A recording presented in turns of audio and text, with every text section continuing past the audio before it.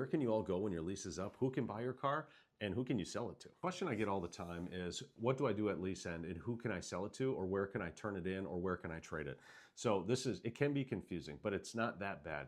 So first thing I'm gonna do is I'm gonna put up a screenshot here of every lease company, mainline lease company, and whether or not any dealership can buy out their car, or if you have to go back to that specific brand. Who can you sell it to?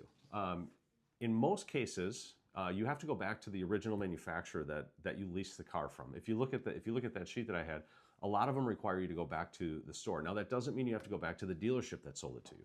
However, obviously as a dealership, we always want those people back so we can get those cars and sell them as used.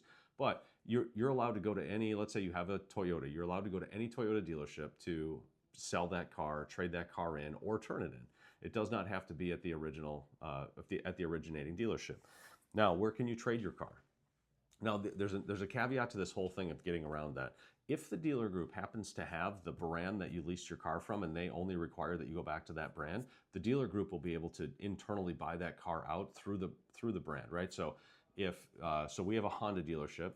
So if you had a Honda and you wanted to buy a Jeep product for whatever reason, you could trade your Honda lease on a Jeep with us because we're able to pay that vehicle off through Honda because we have a Honda franchise.